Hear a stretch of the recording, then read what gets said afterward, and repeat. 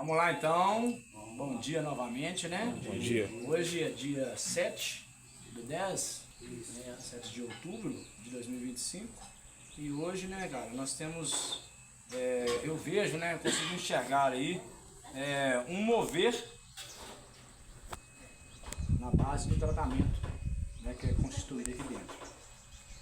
Algumas coisas que têm acontecido, muitos não conseguem enxergar qual que é a vantagem disso. Ué, mas até as coisas negativas, erradas, quer dizer, não são negativas. São coisas que precisam acontecer realmente para que outros, né, consigam ter de exemplo aquilo que eles não conseguem enxergar por si próprios. Então, às vezes, muitas das vezes, os exemplos de outros, né, negativos, pode dar um trampolim para você, pode ser um trampolim para você, para que você acenda o seu raciocínio e consiga assimilar aqueles maus comportamentos. Porque eu sou do seguinte pensar, que quando a gente se sente constrangido e se depara com uma situação que eu não aprovo, que eu me sinto mal, que eu assim repugno, aquilo ali pode, na maior parte das vezes, me mudar o meu comportamento. Porque às vezes eu estou fazendo a mesma coisa, mas eu não vejo o que eu estou fazendo. Mas quando eu vejo o outro fazer, e aí eu consigo olhar para mim e falar, nossa, olha como é que isso é feio, olha que coisa errada, olha que coisa mal feita, mas eu também andei fazendo esses negócios. E aí eu consigo... Olha, o marimbão tava dentro da minha camisa aqui, você acredita? Na sua cabeça agora. Tava dentro da minha camisa. Eu pus a mão em cima. Se eu apertasse ele, tinha me picado. Dá pra você ver. Bom, mas vamos lá. E muitas dessas vezes, né, a gente consegue, quando a gente está voltado a um tratamento, uma recuperação, a gente consegue ver sinais nisso. Tá? Então, assim, quando eu peço para vocês, quando eu falo para vocês se atentarem para os sinais, para os acontecimentos, é para que isso aconteça, para que você mesmo evolua, né, consiga um avanço no seu tratamento. Porque isso não parte só de nós aqui, ensinar. Né? Tem que ter uma receptividade, tem que haver uma receptividade também para que possa se consumar, né, o ensinamento e o aprendizado. Ficar uma mistura homogênea, tá? Então, é muito importante que vocês abram as suas mentes, se disponham, pelo menos se você não estiver entendendo ou não estiver com vontade, se esforcem, porque isso é em prol de vocês mesmos. Essa pessoa que está te falando aqui é uma pessoa que passou por tudo isso que você está passando, tá? E assim, eu estava falando hoje ali, a gente estava tirando uma lenha ali, estava eu, o Cristóvão e o Jonathan. E o Jonathan, ele vivenciou, o Cristóvão também acho que ele escutou, mas eles vivenciaram uma situação ali inusitada. Cadê o Jonathan? O Jonathan tá ali, né? Você viu, Jonathan? Eu vi. Uma pessoa que está bem longe, né, lembrou de mim porque teve vontade de usar. E me pediu ajuda. E aí, como é que eu posso ajudar essa pessoa de onde que eu estou? Só atender o telefone e falar umas baboseiras? Não. Eu tenho que ter uma vivência, um conhecimento e uma firmeza e propriedade para falar com ela. Porque senão, em vez de eu passar segurança para ela, eu vou acabar de jogar ela na lama. E aí, o Jonathan, não sei se o Cristóvão também se atentou a isso, houve êxito na situação. Graças a Deus. Graças a Deus. Mas vamos lá, eu não estou para falar disso da pessoa nem nada, também é uma companheira que eu também não vou expor, né? Mas que bom que eu pude ser um canal, né? Um elo que contribuiu para que ela permanecesse num propósito. E a nossa intenção é essa. Como é que você pode ser um exemplo? Como é que você pode ajudar uma pessoa?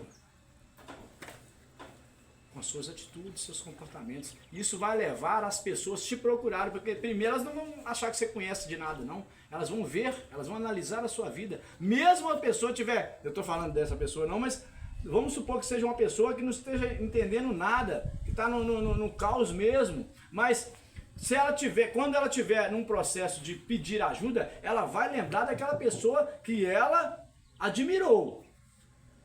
E para admirar alguém, ou tem que ser muito mal, ou tem que ser muito bom. Como assim que eu quero dizer? Hitler era mal, quantas pessoas que admiravam Hitler? E vários outros líderes ao redor do mundo, entende? Então, então, positivo, duas. Então, assim, o que eu quero dizer com isso, né? Nós temos que estar preparados, cara, que não é só para nós, não. Você tem que se preparar para se manter, mas você tem que se preparar também para estar auxiliando o seu companheiro, cara. Você agora precisa estar num desenvolvimento da sua recuperação ou do seu tratamento, nesse caso, para que futuramente você possa fazer, exercer e executar os 12º passo. Qual que é o 12º passo? Qual que é a posição do 12º passo? A posição? Não, qual que é a posição? Qual que é a posição? Hã? É o último. É o último. Último passo. Então, quando eu falo é o último passo, é aquele que fecha. Não é isso? Que tampa a panela. Não é isso? É. Aquele que coloca o selo. Então, agora eu falo o enunciado do 12º passo. Tendo experimentado o despertar espiritual, como resultado desse passo, procuramos levar essa mensagem a outros adictos e praticar esse princípio em todas as nossas atividades. Vamos analisar, fala alto, fala alto. 12º passo, vai lá.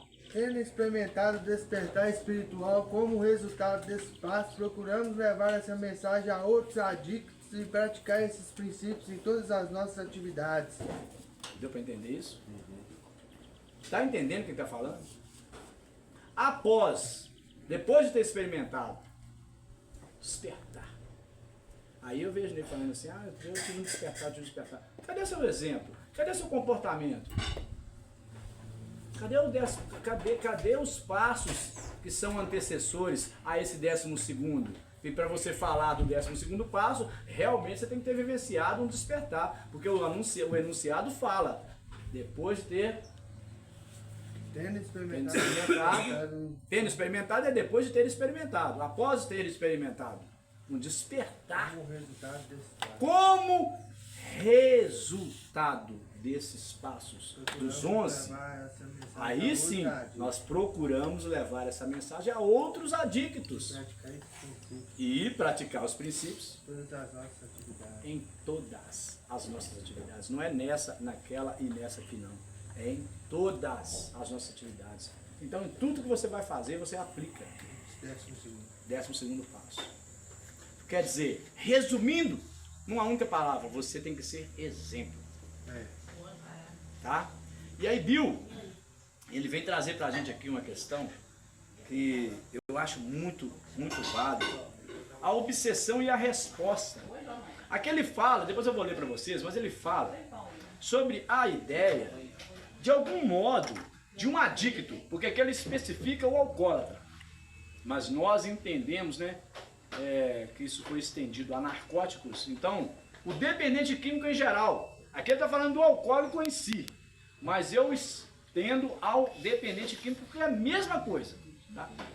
De algum modo, o dependente químico, ele pensa, de algum modo, ele pensa que ele ainda pode usar uma droga. De uma maneira segura. O dependente químico que eu estou falando, eu não estou falando o Zezinho da caminhonete lá, que toma uma de vez em quando, já tem quase 50 anos e nunca deu BO por causa de bebida. Porque é um cara que bebe e não tem a doença da adicção, da dependência química. Dependência química. Às vezes ele pode ser até adicto em outras ocasiões, em outras áreas, né? Como sexo, ou compulsivo como jogo, mas em relação a... Ele não é um dependente químico. Então ele toma umazinha de vez em quando. Eu não vou poder me igualar e nem me comparar com essa pessoa nunca. Mas, como eu disse, né, eu tenho propriedade para falar do que eu estou falando, porque eu também já passei por isso. Quantas vezes que eu pensei que eu daria conta? Que eu conseguiria controlar o meu uso? Conseguiria controlar. E isso é uma negação total que eu tenho uma doença.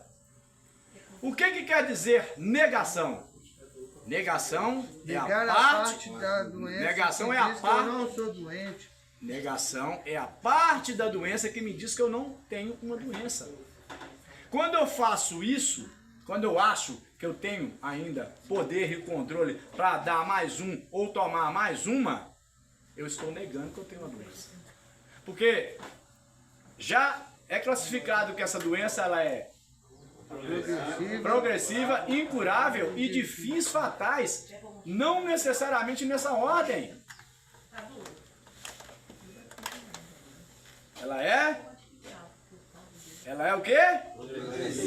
Progressiva e incurável. Vamos deixar em duas. Progressiva e incurável. Então vamos deixar a última de lado. Progressiva e incurável. E aí, se eu tenho essa doença, eu cheguei a um ponto de que eu não tinha controle mais da minha vida, e eu tinha perdido tudo, eu tinha perdido meus parâmetros de pensamento, de raciocínio, de controle sobre o meu corpo. Por que controle sobre o meu corpo? Porque nem a hora que eu estava com fome eu conseguia comer, porque eu preferia fazer o uso da substância, seja álcool, seja comprimido, seja maconha, seja qualquer coisa que seja. Eu substituía a minha necessidade pela minha vontade. Trocava as ordens, porque primeiro vem a necessidade e não a vontade. O que eu preciso? Preciso me alimentar. Mas a minha vontade era de usar droga e droga. Então eu colocava isso em primeiro lugar. Então, se ali está falando que é progressiva e incurável, eu tenho que ter essa noção, consciência, de que é progressiva e incurável. Mas eu vou e me tento sabotar achando que eu posso controlar o meu uso moderadamente. Ou seja, umazinha de vez em quando. Cara, não dá. Está provado, comprovado, reprovado, provado novamente. Que não dá. Não tem não tem... É irrefutável. Não.